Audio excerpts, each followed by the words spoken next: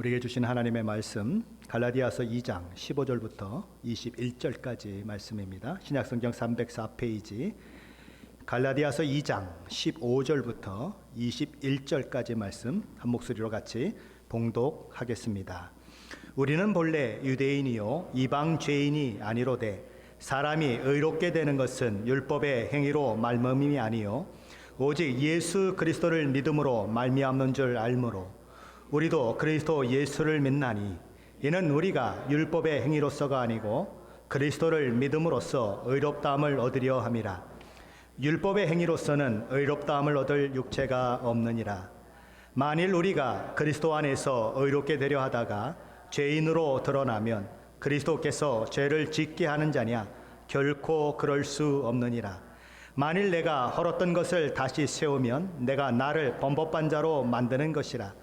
내가 율법으로 말미암아 율법에 대하여 죽었나니 이는 하나님에 대하여 살려 함이라.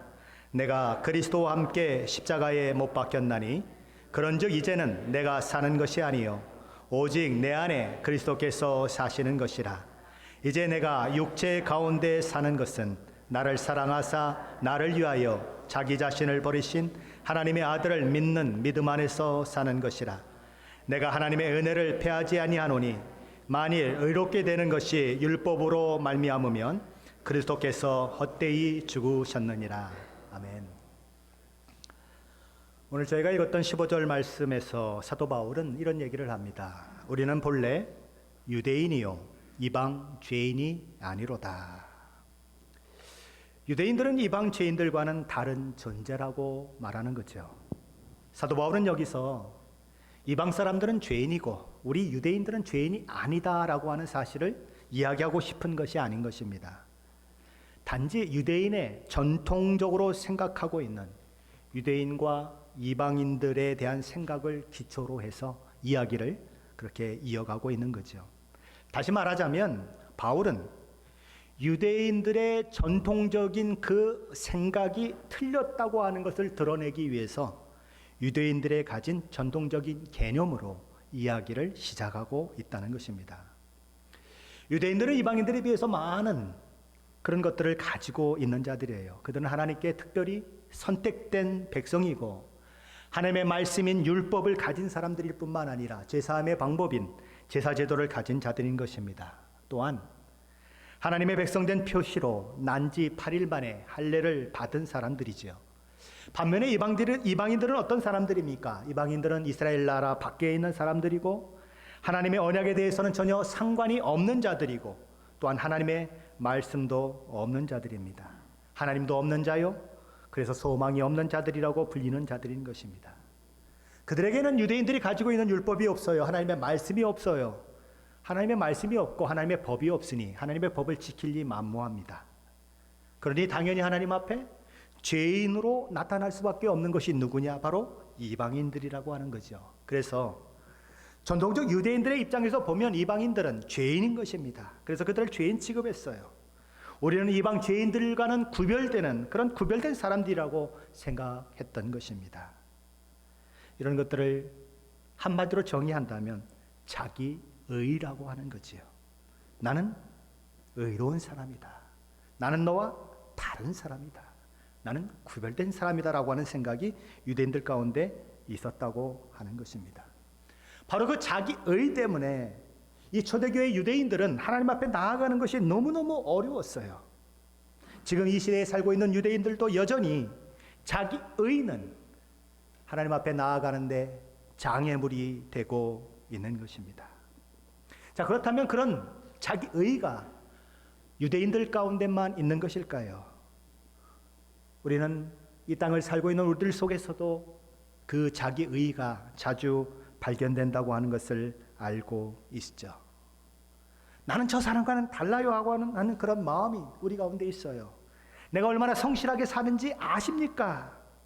나는 누구 못지않게 정직하게 사는 사람 중에 하나예요. 나만큼만 살아보라고 그래요 라고 외치고 싶은 마음이 우리 가운데 있는 것입니다. 누구나 자기 의를 마음에 가지고 있다고 하는 거죠. 그래서 하나님 앞에 나아가기를 거부하는 모습이 있는 거예요. 교회요? 아니 내가 왜 교회에 나가야 합니까? 아니 그 교회에 뭐 어느 권사 있다며요. 그 교회 어느 장로 있다며요. 그 교회 어느 목사 있다며요. 내가 보니까 나보다도 못해요. 근데 왜 내가 교회에 나가야 합니까? 라고 이야기하는 거예요. 자기 의인 것입니다. 유대인들은 분명 종교적으로 이방인들이 갖지 못한 수많은 유익한 것들을 가지고 있어요. 그것이 유대인들의 자랑이었고 이방인과 자신들을 구분짓는 잣대로 작용을 하고 있는 거지요. 그런데 오늘 사도 바울은 이야기하는 것입니다.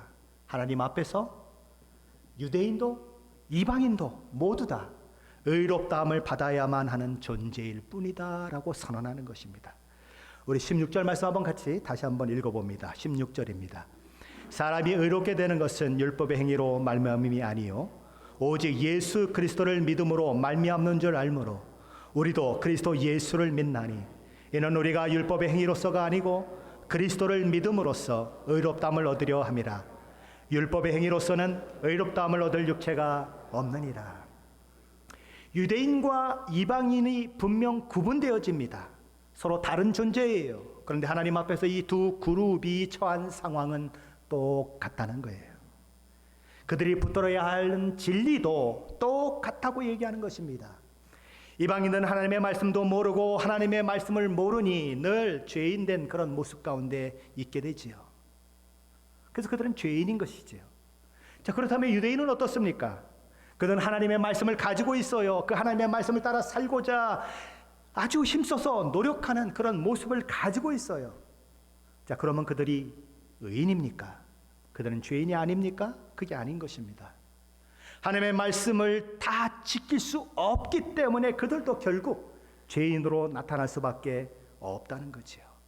유대인들은 이방인을 가리켜서 나는 너희하고 다르다고, 나는 너희 같은 죄인이 아니라고 그렇게 자기들은 주장하면서 이방인이 죄인이고 나는 다른 사람이라고 얘기하고 있지만, 그러나 하나님의 말씀을 지키지 못한다고 하는 그 의미에서 하나님께 주신 율법을 철저히 지키지 못하고 그 율법을 범한다는 그 입장에서 본다고 하면 그들도 죄인에 불과하다는 것입니다. 그러므로 이방인이나 유대인들도 다 공통적으로 맞게 되는 것이 무엇입니까? 하나님의 심판을 피할 수 없다는 거지요. 이방인도 유대인도 의롭게 되지 않으면, 그 죄를 용서받지 않으면 하나님 앞에 나아갈 수 없고 하나님의 은혜와 복을 누릴 수 없다는 그 면에서는 똑같다고 얘기하는 것입니다. 자, 그러면 어떻게 해야 의롭게 될 수 있을까요?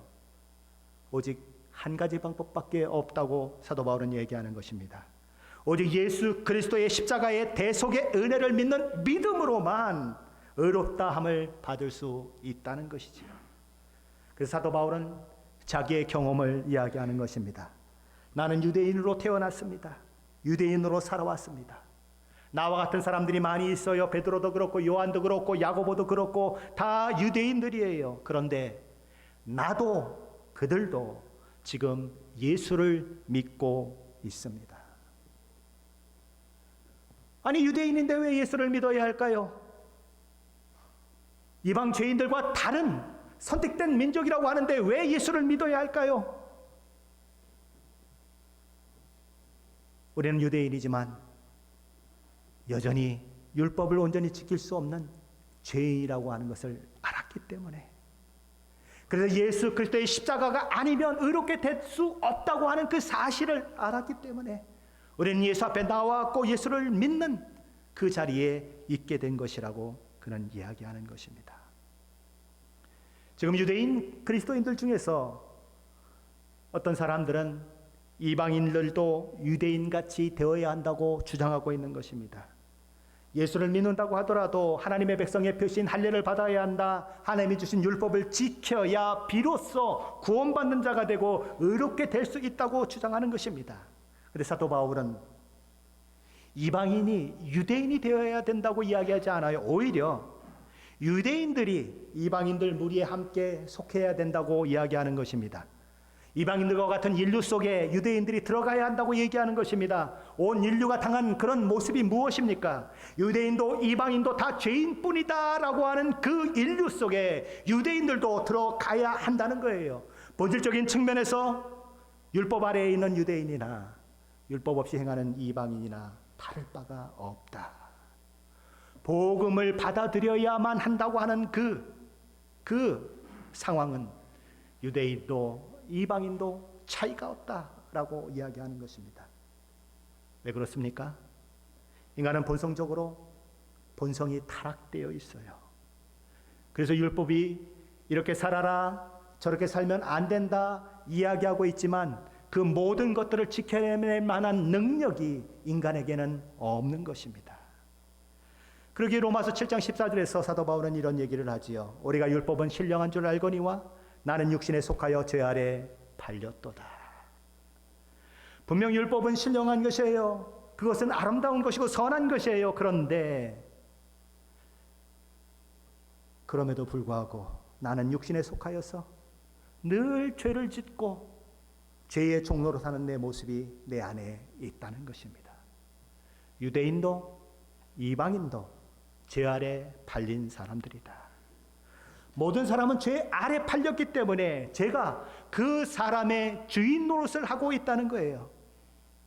그러게 사도 바울은 그 죄의 본성 가운데 있는 자신을 바라보면서 이런 고백을 하는 것입니다.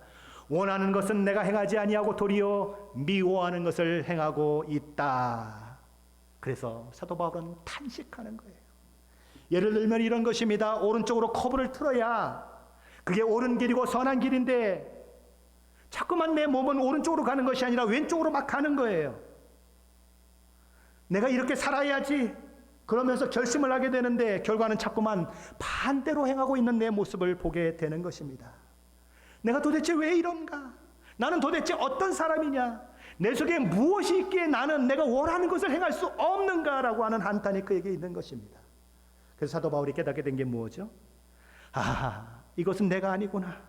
내 속에 거하는 죄 때문이구나. 죄가 나를 주장하고 있구나. 죄가 나의 주인 노릇을 하고 있구나. 그러므로 이 죄가 처리되지 않는 한 나는 결단코 죄의 종노릇함으로부터 벗어날 수 없구나. 그래서 그는 부르짖는 것입니다. 뭐라고 부르짖어요? 오라 나는 곤고한 사람이로다. 이 사망의 몸에서 나를 누가 건져내랴.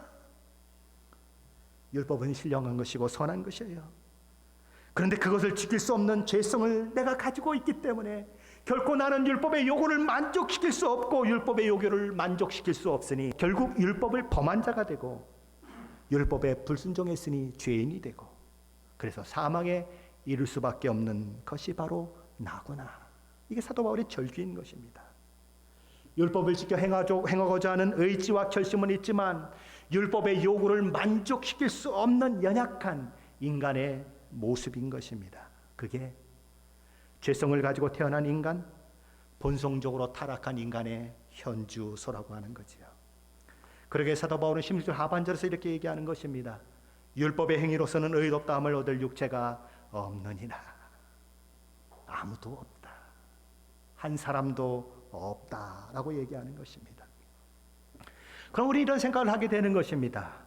아니 율법을 통해서 의롭다함을 얻을 육체가 하나도 없다면 아니 하나님 왜 율법을 주셨어요? 아니 하나님이 전능하신 하나님이시라면 분명히 인간들이 율법을 지킬 수 없다는 것을 분명히 아셨을 텐데 왜 아시면서도 그 율법을 인간들에게 주셨어요? 라고 하는 질문이 나오는 것입니다. 하나님 왜 율법을 주셨어요? 어차피 지키지 못하는 것을 왜 주셨어요? 라고 질문하는 자들을 향해 하나님은 거기에도 목적이 있다고 이야기하는 것입니다. 사도 바울은 갈라디아서 3장 23절 24절에서 예수께서 이 땅에 오실 때에 인생들을 예수께로 이끄는 그 역할, 초등학교 교사의 역할을 하는 그 일이 율법의 목적이다, 율법의 사명이다라고 이야기하는 것입니다. 율법을 지키려고 애써보는 것입니다. 율법을 통해서 의롭게 되려고 애써보는 것이에요. 그런데 율법을 지킬 수 없고 지키려고 하면 할수록 더욱 율법을 지키지 못하는 내 모습을 발견하며 사도 바울처럼 오라 나는 곤고한 사람이로다. 이 사망의 몸에서 누가 나를 건져내랴라고 하는 고백이 터쳐 나오도록 만드는 것이 무엇이냐? 바로 율법이라는 거지요. 그래서 율법을 지키다 도무지 안 된다고 하는 내 모습, 도무지 소망이 없는 내 모습을 보며 나는 이제 어떡하는가? 나는 이제 어떻게 하는가? 나에겐 소망이 없어. 이런 생각을 가지게 되며 그때에서야 예수 그리스도의 십자가가 보여지는 거죠. 내가 저 십자가를 붙들지 않으면 나는 전혀 의롭게 될 방법이 없구나. 나는 구원받을 방법이 없구나. 나의 모든 죄를 사함받을 방법이 없구나. 그래서 그 절망 가운데 뭘 붙들게 됩니까? 예수 그리스도의 십자가를 붙들게 되는 거지요. 그래서 율법이 초등교사다. 예수께로 인도하는 그런 역할을 한다고 사도 바울은 이야기하는 것입니다. 율법의 목적은 사람들로 하여금 내가 죄인이라고 하는 것을 깨닫게 하는 데 있어요. 죄인이라고 인정하지 않으면 아무도 그리스도께 나올 수 없어요. 죄인임을 알아야 예수 그리스도의 십자가도 필요한 것이고, 내가 죄인임을 알아야 주님, 나는 주님이 아니면 살 수 없습니다 라고 하는 그 고백이 터쳐 나오게 되는 거지요. 왜 그렇게 복음이 전해지고 왜 그렇게 십자가가 전해지는데도 불구하고 여전히 우리의 마음이 이 복음을 받아들이지 않습니까? 우리 속에 자기의가 있어요. 내가 그래도 괜찮은 사람이거든. 내가 뭘 그렇게 잘못됐어? 내가 뭐 감옥에 간 적이 있어? 내가 도둑질을 한 적이 있어? 언제 내가 뭐 살인을 한 적이 있어? 그런 생각들이 우리 가운데 있어요. 내가 그래도 저 사람보다 낫잖아. 아니, 저기 서서 설교하는 목사보다 내가 더 잘 살고 있는데? 그런 생각이 있어요. 자기가 죄인이라고 생각을 안 하는 것입니다. 근데 정말 하나님의 말씀을 들여다보고 그 말씀을 내 삶 가운데 실천해 보고 그러면 점점 자기가 죄인이라는 것을 깨닫게 되는 거예요. 그래서 예수 앞에 나오게 된다는 거죠. 그것이 율법의 역할이라고 하는 것입니다. 하나님께서는 이스라엘 백성들에게 율법을 주셨어요. 그런데 율법을 주셨을 때 하나님께서 그 율법과 함께 주신 것이 하나 있습니다. 그게 뭐죠? 제사 제도인 것입니다. 만약에 이스라엘 백성들이 하나님께 주신 율법을 다 지켜 행할 수 있다면 제사 제도가 필요할까요? 필요 없어요. 속죄제사, 희생제물, 번제 다 필요 없어요. 희생제물이 뭐예요? 나의 죄를 짐승에게 전가시켜서 나 대신 짐승이 죽게 만드는 것이 희생제물이에요. 그런데 내가 다 지켰어요. 아무것도 잘못한 게 없어요. 그러면 다 필요 없는 거예요. 그런데 하나님께서는 인간의 그 본성을 아시고 결코 율법을 다 지킬 수 없다고 하는 것을 아시고 은혜의 방편으로 제사제도를 허락하셔서 짐승에게 우리의 죄를 전가시키고 그 짐승이 우리 대신 죽음으로 인하여서 그래서 우리가 죄사함 받는 그 은혜를 허락하셨다는 것입니다. 구약시대에도 하나님은 그런 은혜를 베푸셨어요. 그게 희생 제사라고 하는 거죠. 히브리서 9장에서 율법에서 명하고 있는 이 제사 제도는 신약에 오실 예수 그리스도를 통한 대속의 제사를 상징하는 그림자다, 모형이다라고 선언하고 있습니다. 구약에서 드려지는 희생 제물은 이 땅에 오사 우리의 죄를 사하시기 위해서 십자가에서 희생 제물로 드려지실 예수 그리스도의 몸을 상징하고 있다고 말하는 것입니다. 예수께서 처음 공적인 삶을 시작할 때에 세례 요한이 저쪽 강 바깥에 서 있는 예수 그리스도를 보는 것입니다. 세례 요한은 이렇게 소리를 치지요. 보라, 세상 죄를 지고 가는 하나님의 어린 양이로다. 이 세례 요한의 고백은 친히 희생 제물인 어린 양이 되셔서 십자가의 죽으심으로 구약의 속죄 제물과 또는 화목 제물과 같이 하나님께 예수 그리스도가 제물로 드려짐으로 우리의 모든 죄를 영원히 단번에 사해 주실 분임을 바라보며 그는 보라, 세상 죄를 지고 가는 하나님의 어린 양이로다라고 고백하고 있는 것입니다. 하나님께 의롭다함을 받는 유일한 방법은 오직 하나뿐이에요. 예수 그리스도의 십자가 대속의 은혜를 믿는 믿음으로 말미암아 의롭다 인정함을 받게 되는 것입니다. 우리의 구원에는, 우리가 의롭게 되는 그 일에는 예수 그리스도의 십자가 외에 다른 어떤 것도 더해질 수도 없고 더해진다고 해도 아무런 효력이 없다는 것입니다. 이런 이야기를 하며 이제 17절에서 사도 바울은 이런 얘기를 하는 거지요. 우리 17절 말씀 한번 같이 읽어 보시겠습니다. 17절입니다. 만일 우리가 그리스도 안에서 의롭게 되려 하다가 죄인으로 드러나면 그리스도께서 죄를 짓게 하는 자냐? 결코 그럴 수 없느니라. 오늘 저희가 읽었던 17절 이 말씀은 참 해석하기 어려운 말씀입니다. 저도 이 말씀 때문에 거의 하루를 소비했어요. 하나님이 이 말씀이 도대체 무슨 뜻입니까? 책도 읽어보고 주석책도 읽어보고 설교를 10편도 더 들었습니다. 그런데 저마다 해석이 달라요. 전부 다른 얘기를 하고 있어요. 그 얘기는 무엇입니까? 이 구절이 그렇게 해석하기가 어렵다는 것입니다. 도대체 무엇을 사도 바울이 이야기하려고 하는 것인가? 어떤 사람들은 인간이 구원받고 나서 그러고 나서 죄를 지은 것에 대해서 이야기하는 것이다. 그래서 그가 죄인이 되면 그리스도께서 죄를 짓게 한 거냐고 묻는 것이다 라고 얘기하는 분들도 있습니다. 어떤 분들은 이런 것이다 저런 것이다 그렇게 이야기를 합니다. 그 중에 제 마음에 다가오는 그런 해석이 있어서 오늘 말씀을 드립니다. 우리는 우리 주 예수 그리스도의 십자가 대속의 은혜를 통해서만 인간이 의롭게 된다는 것을 알고 배워왔습니다. 또한 우리 주님의 그 대속의 은혜는 히브리서 9장에서 언급한 것처럼 구약시대의 죄를 사함받기 위해서 드려졌던 양과 염소나 소와 다르다는 것을 알고 있습니다. 어떻게 다릅니까?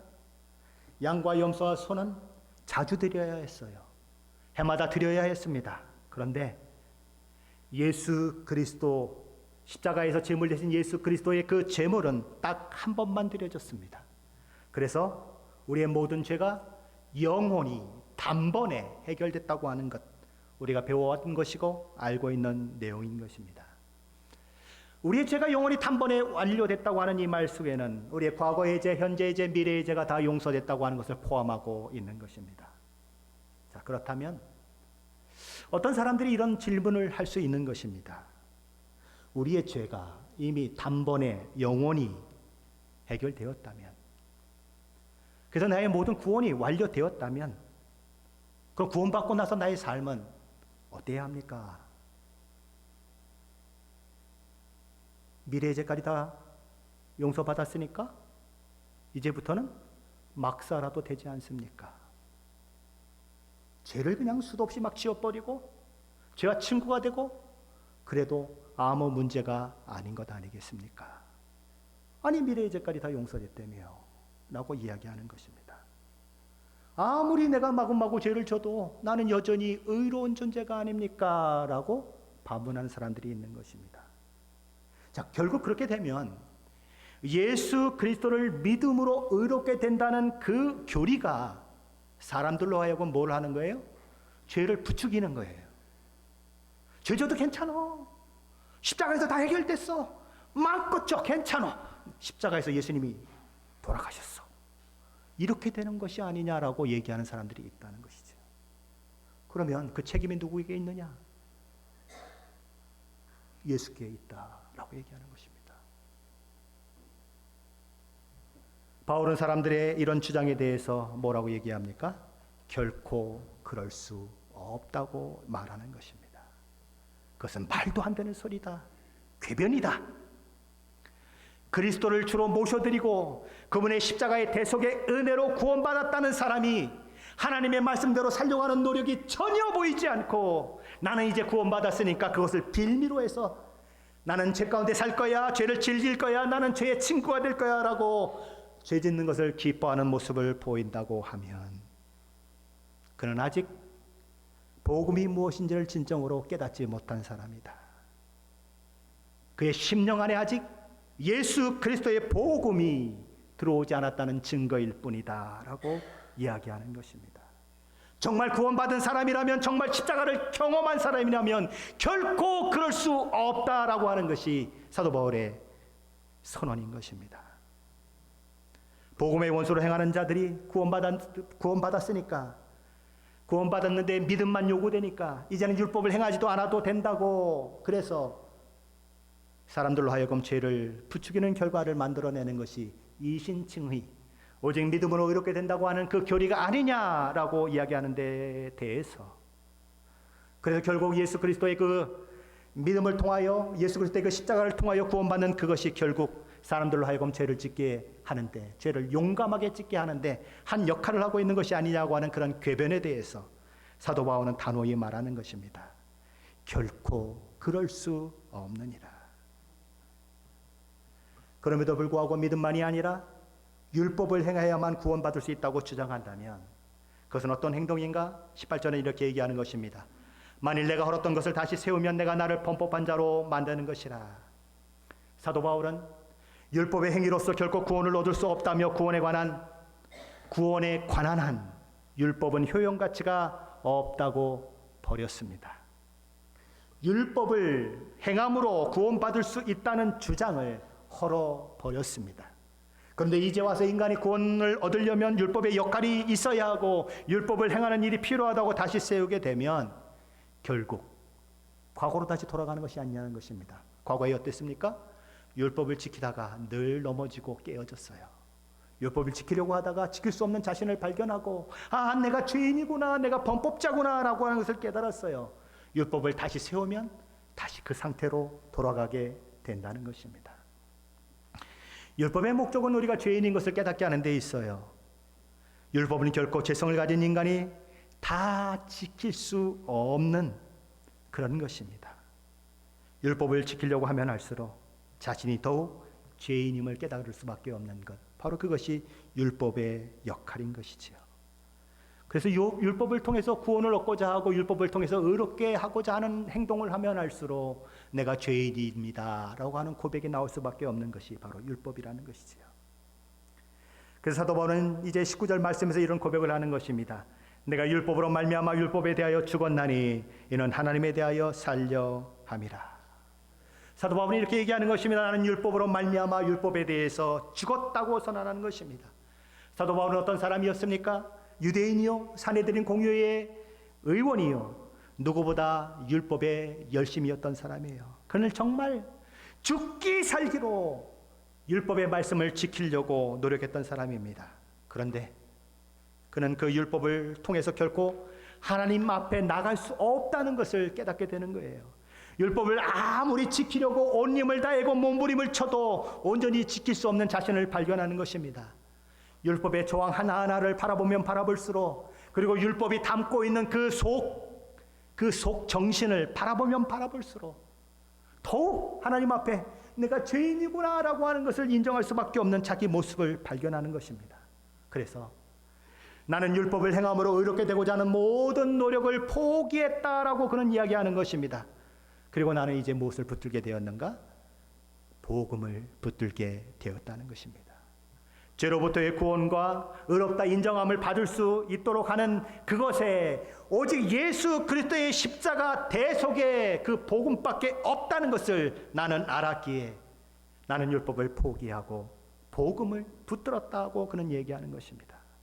복음을 붙들고 나서야 나는 하나님 앞에 내가 의롭다 인정함을 받았다는 것을 알게 되었고, 하나님의 진노하심으로부터 면제되었다는 것을, 그리고 하나님과 화목하게 되었다는 것을 알게 되었다고 그는 고백하는 것입니다. 우리 주님의 십자가 대속의 은혜로 말미암는 복음을 받아들일 때 1차적으로 우리에게 일어나는 것이 무엇입니까? 죄의 용서, 의롭다 하심, 그리고 하나님의 자녀라 일컬음 받는 그 일들이 일어나는 것이지요. 자, 그런데 우리 구원은 그게 전부일까요? 죄 용서받고 의롭게 되고 하나님의 자녀가 되고 천국에 가는 그런 권리가 주어지면 그것이 하나님께서 우리를 구원하신 목적의 전부일까요? 그게 신앙의 전부일까요? 라고 하는 질문이 생기는 것입니다. 사도 바울의 이야기를 한번 더 들어보십시다. 20절 말씀입니다. 같이 봅니다. 내가 그리스도와 함께 십자가에 못 박혔나니 그런즉 이제는 내가 사는 것이 아니요 오직 내 안에 그리스도께서 사시는 것이라. 이제 내가 육체 가운데 사는 것은 나를 사랑하사 나를 위하여 자기 자신을 버리신 하나님의 아들을 믿는 믿음 안에서 사는 것이라. 사도 바울이 이렇게 얘기하는 것입니다. 내가 그리스도와 함께 십자가에 못 박혔다. 그리고 이제 내가 사는 것은 내가 사는 것이 아니요 내 안에 그리스도께서 사시는 것이라. 내 안에 있는 나는 죽고 내 안에 예수께서 살아 계신다라고 사도 바울은 선언하는 것입니다. 이제 나의 주인은 내가 아니요 나를 사랑하사 나를 위하여 몸을 십자가에 내어주시고 나를 부르시고 의롭다 하시고 자녀 삼아주신 우리 주님이 나의 주인이 되었습니다라고 고백하는 것입니다. 나는 더 이상 내 삶을 살지 않습니다. 이제 나의 삶을 주장하고 이끌어 가시는 주체는 내가 아니라 우리 주님이십니다라고 그는 고백하는 거예요. 예수 믿는다고 하는 것은 무엇일까요? 예수를 믿어 구원에 이르렀다고 하는 것의 의미는 무엇일까요? 그저 제사함 받고 의롭게 되고 천국 시민이 되고 하나님의 자녀가 되는 것만을 말하지 않는다는 것입니다. 나 중심으로 살았던 나의 삶이 세상 쾌락을 추구하고 세상 욕심을 따라 살던 내가 죄를 즐거워하고 죄와 친구했던 나의 삶에 변화가 일어나고 내가 내 삶의 주인이 아니라 이제는 내 삶의 중심에서 내가 내려오고 이제부터는 내 삶의 주인이 우리 주 예수 그리스도이십니다라고 하는 그 고백이 있게 되는 것, 그것이 구원받은 또 다른 면이라고 하는 것입니다. 우리 주님을 나의 모든 결정권자로 인정하는 것이지요. 우리 주님을 나의 모든 삶을 주장하시는 분의 위치에 올려놓는 것입니다. 예수를 믿고 구원받으면 그런 삶의 변화가 우리 가운데 온다는 것입니다. 그래서 삶의 목적이 달라져요. 여전히 같은 몸을 가지고 있고 여전히 같은 환경 속에서 살고 있는데 삶의 의미가 달라졌어요. 삶의 태도가 달라졌어요. 삶의 방향이 달라졌어요. 내가 우리 주님을 내 삶의 주인으로 모신 삶을 살게 되었다는 것입니다. 이제 나는 살아가는 데 있어서 무엇을 결정하는 데 있어서 무슨 일을 하는 데 있어서 직장에서나 가정에서나 아내로든 남편으로든 혹은 아들로든 딸로든 아버지로든 어머니로든 상관없이 언제든지 어디서나 나를 지극히 사랑하사 당신의 몸을 십자가에 내어주신 주님의 영광을 위해 살게 되었습니다. 그것이 사도 바울의 고백인 거지요. 사도 바울은 어떻게 그런 사람이 되었습니까? 너 이렇게 살지 않으면 큰일 나는 거야. 너 이렇게 살지 않으면 매를 맞게 되는 거야. 너 이렇게 살지 않으면 어떻게 될 줄 알아? 라고 예수 그리스도께서 그를 협박하고 폭력을 쓰겠다고 하셔서 그 일을 하게 됐을까요? 그래서 두려워서 공포 때문에 그 일을 하게 됐을까요? 그래서 마지못해서 순종하는 순종을 하게 되었을까요? 그게 아닌 것입니다. 그럼 어떤 순종을 사도 바울은 했을까요? 사도 바울은 이렇게 고백하는 것입니다. 이제 내가 육체 가운데 사는 것은 나를 사랑하사 나를 위하여 자기 자신을 버리신 하나님의 아들을 믿는 믿음 안에서 사는 것이라. 이 말씀을 한마디로 말한다면 나를 향한 주님의 사랑 때문에 나는 온 마음과 온 정성을 다해 주님 앞에 나를 복종시키고 순종할 수밖에 없게 되었습니다. 우리 주님께서 십자가에서 보여주신 그 사랑 때문에 나 같은 것을 위해서 하늘 보좌를 버리시고 이 땅에 오신 그 일 때문에 나 같은 것을 구원하시기 위해서 십자가에서 그 하나님 되신 예수 그리스도께서 죽으셨다는 그 일 때문에 저는 스스로 주님의 사랑의 포로가 되었어요. 저는 스스로 주님 나는 주님의 노예입니다 라고 굴복하는 사람이 되었어요. 그게 사도 바울의 고백인 것입니다. 왜 믿음을 가졌다고 하는 사람들이 그렇게 믿음을 자주 포기합니까? 왜 믿음을 가졌다고 하면서도 날마다 그렇게 실족합니까? 왜 믿음을 가졌는데 수십 년 교회 다녀도 전혀 변화가 일어나지 않습니까? 무엇 때문입니까? 십자가의 복음을 제대로 맞닥뜨리지 못했기 때문에 그래요. 십자가에 달린 예수를 겉껍데기로만 만났기 때문에 그런 것입니다. 왜 십자가를 묵상해도 내 마음이 그렇게 맹숭맹숭한가요? 왜 신앙생활 속에 예수를 믿는데도 아무런 활력이 없는가요? 왜 같은 하나님, 같은 예수를 믿고 있는데 저 사람과 나는 왜 이렇게 다른가요? 무엇 때문인가요? 십자가에 피 흘리신 예수 그리스도에 대한 만남의 차이고, 그걸 어떻게 내 마음 가운데 받아들이냐 하는 것의 차이인 것입니다. 예수를 정말 진정으로 만나면 예수의 그 사랑 앞에 우리의 마음은 녹아질 수밖에 없어요. 예수를 진정으로 만나면 삶의 변화가 일어날 수밖에 없어요. 왜냐하면 예수의 생명이 그 사람의 심령 속에서 살아 역사하기 때문에 그런 것입니다. 사람들은 얘기해요. 사람은 변하지 않아요. 사람은 변할 수 없어요. 예수 믿어도 사람은 변하지 않아요. 마치 진리처럼 붙들고 있는 말이에요. 그러나 그 말은 거짓말이에요. 그 말은 거짓말이에요. 예수를 진정으로 만나면 변하게 되어 있어요. 예수 믿으면 반드시 변하게 되어 있어요. 강도도 변해요. 살인자도 변해요. 늘 새님 같은 사람도,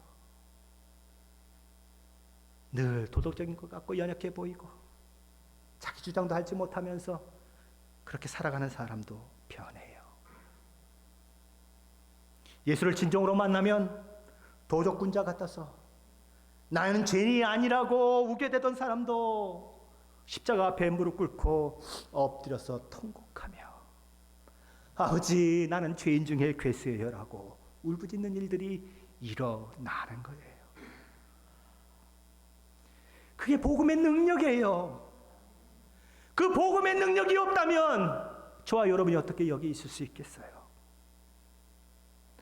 그 복음의 능력이 한 사람도 변화시킬 수 없다면 그게 무슨 복음의 능력이겠어요? 복음에는 능력이 있어요. 삶을 변화시키는 하나님의 능력이 있어요. 그러니 속지 마세요. 사탄은 늘 속삭여요. 사람은 변하지 않는 거야. 변할 수 없어. 아니에요. 복음을 제대로 믿으면 변하게 되어 있어요. 저와 여러분은 정말 예수님을 믿고 있습니까? 저와 여러분의 심장에는 정말 예수님이 살아 계십니까? 우리 다시 한번 20절 말씀을 같이 한번 읽어보겠습니다. 20절 말씀입니다. 내가 그리스도와 함께 십자가에 못 박혔나니 그런즉 이제는 내가 사는 것이 아니요 오직 내 안에 그리스도께서 사시는 것이라. 이제 내가 육체 가운데 사는 것은 나를 사랑하사 나를 위하여 자기 자신을 버리신 하나님의 아들을 믿는 믿음 안에서 사는 것이라. 아멘. 저와 여러분은 이 사도 바울의 말씀을 읽었어요. 눈으로 보았어요. 저는 이렇게 도전하고 싶은 것입니다. 이 말씀이 그저 눈으로 읽는 말씀이 아니고, 이 말씀이 그저 입으로 읽는 말씀이 아니고, 저와 여러분의 신앙의 고백, 삶의 고백이 되어지기를 축원합니다. 마음속 깊이, 그래요 주님, 나는 주님의 사랑에 포로된 자예요. 이제부터는 내가 아니라 주님이 나를 통해 주님의 삶을 사는 그 삶을 나도 살고 싶어요. 그렇게 진정으로 고백하시면서 그렇게 살아가시는 저와 여러분이 되시기를 예수 그리스도의 이름으로 간절히 축원합니다. 기도하십시다.